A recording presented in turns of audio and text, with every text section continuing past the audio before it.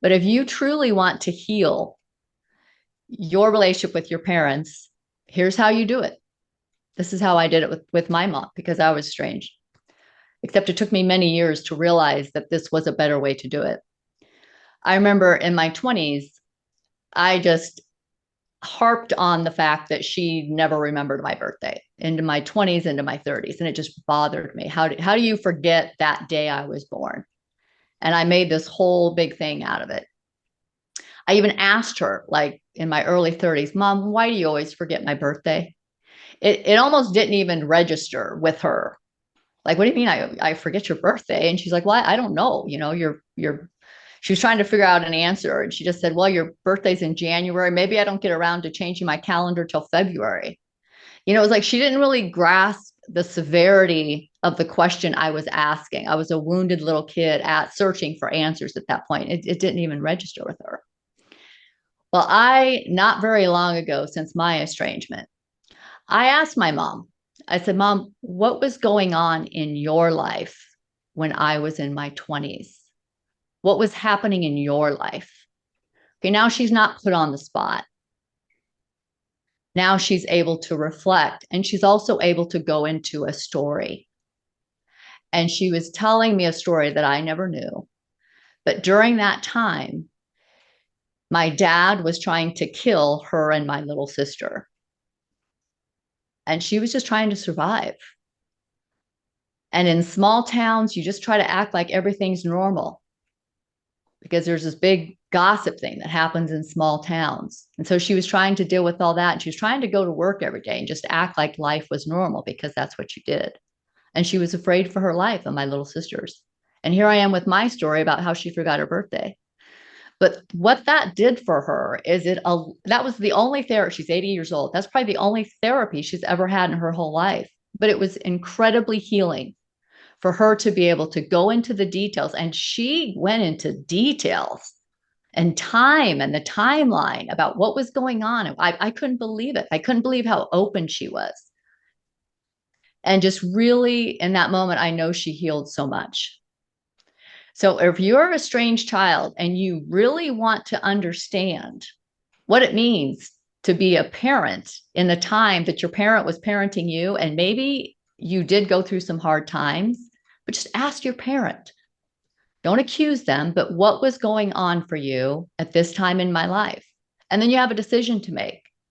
You have to decide if you're going to release them from your expectations of who you thought they were supposed to be, because all of that is your perception.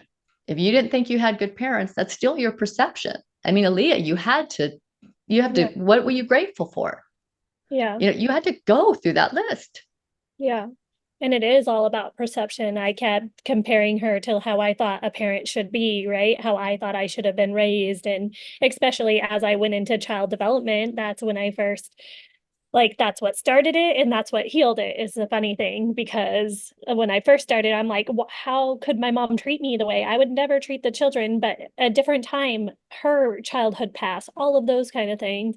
And then as I got to the end of my degree and really started healing and seeing the family from zero to like elderly, when I started studying the whole lifespan of a human, then you realize that we go through so many cycles and it is all about perspective. It is how you see like how I was like putting the pressure as like, oh, she didn't treat me good. She didn't raise me the way I would have raised me. And that's what really put like a bad taste in my mouth. And it's like, well, that's not, oh, I can't, I don't know what she was going through. So it's cool that you really got that perspective from your mom and you got to heal that way. I think so many people could just by asking that question, right? Yeah. Could do a lot of healing because you don't see things. You don't see the, don't they say there's two sides to every story? You don't see the other side. You see what you're Here- going through. here's here's an important part of this, parents, and I'm sorry, there's a great unfairness in this.